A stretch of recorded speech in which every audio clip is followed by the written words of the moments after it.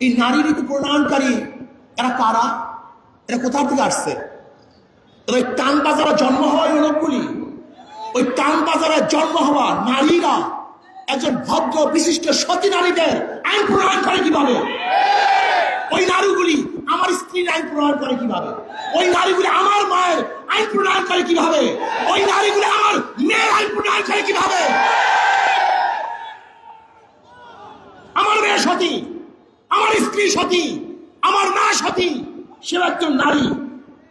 আমার মায়ের, আমার বোনের, আমার মেয়ের, আমার ফুফির, আমার নানির, আমার খালার আইন ওই বিশ্বাস করবে কিভাবে? ওই বিশ্বাস সাহস কোথায় পেয়েছে? আমি বিশ্বাস করি এই বিশাল চক্রান্ত চলতেছে। ইউনূস সরকারের কে হটাবার এটা চক্রান্ত। সবগুলি ভারতের দালাল, এই সবগুলির সাথে ক্যালকাটা সংযুক্ত আছে, সবগুলির সাথে ক্যালকাটা সংযুক্ত। আপনি দেখুন, কোন অবস্থাতে বাতিল নয় এই প্রস্তাব দেওয়ার সাহস কিভাবে পেয়েছে বাংলাদেশে। ওদের বিচার করতে হবে, বিচারের আওতায় আনতে হবে।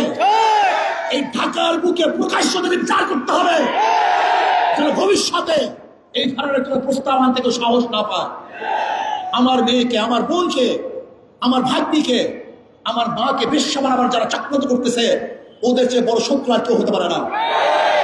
নারী নীতির প্রত্যেকটা পৃষ্ঠায় পৃষ্ঠায় ধর্ম বিরোধিতা করা হয়েছে, প্রত্যেকটা পৃষ্ঠায় পৃষ্ঠায় ধর্মকে অপমান করা হয়েছে, প্রত্যেকটা পৃষ্ঠায় পৃষ্ঠায় এই বাঙালি জাতি সংস্কৃতিকে ধ্বংস করে নতুন এক বিদেশি চক্রান্তকে বাস্তবায়ন করার চক্রান্ত চলতেছে। এটা আমরা মানতে পারি না। মানা তো দূরের কথা, এটা প্রস্তাব কিভাবে দিয়েছে এই ইউনূস সরকারকে জানতে চাই। আজকে বাংলাদেশের সবচেয়ে বেশি সংস্কারের পক্ষে এবং এই সরকার যেন সময় পায় সংস্কারের জন্য ইসলামী আন্দোলন বাংলাদেশ সবচেয়ে বেশি ভূমিকা পালন করতেছে। তারা প্রথম যে কথা বলছে, আজও সেই কথা বলছে। আপনাকে সুখে থাকতে ভূতে কিলায় নাকি? আপনাকে ভূত পেয়েছে? আপনাকে ভূতে কিলা? যদি ভূতে পেয়ে থেকে এমন কিলাও শুরু করবো, আপনি টিকতে পারবেন না। বিয়াকুব নাকি, যেখানে আমরা সবচেয়ে বেশি এদের জন্য ভূমিকা পালন করতেছি, আর উনি ইসলামকে জলাঞ্জলি দিয়ে মনে করছে উনি কিছু দেখাইলেই সবাই বাহ দিবে। বাংলাদেশের মানুষ ছিলেন, এই যে দেখেন মেট্রো রেল শেখ হাসিনা করছে, মনেও কেউ করে না। যমুনা ব্রিজ করছে, একবার কেউ ভুলে উচ্চারণ করে না। ওনার উন্নয়নের কথা সবাই ভুলে গেছে। বাংলাদেশের মানুষ ছিলেন আপনি? ইসলামকে বাদ দিয়ে, ধর্মকে বাদ দিয়ে আপনি যদি গোটা বাংলাদেশের স্বর্ণ দিয়ে বান্ধিয়ে দেন, স্বর্ণ, প্রত্যেকটা মানুষের শরীরে স্বর্ণের পোশাক থাকে, প্রত্যেকটা বাড়ি যদি মরমার পাথরের থাকে, আর আপনি একদিন ধর্মের বিরোধিতা করবেন, ওই সমস্ত পাথর আর সমস্ত স্বর্ণ আপনার মুখের মধ্যে ছুঁড়ে মনে মানুষ ছুঁড়ে মানে থুক পারবে আপনার মুখের মধ্যে, থুক পারবে আপনার মুখের মধ্যে, থুক পারবে বাংলাদেশের মানুষ আপনার মুখের মধ্যে। আপনি ভেবেছেন আমরা সবাই আপনাদেরকে খুব সাহস যোগাই, প্রশংসা করতেছি। যারা প্রশংসা করে তারা বদনাম করতে সময় নেবে না, যারা তারিফ করে আপনাকে গালি দিতে সময় নেবে না। খবরদার, ওই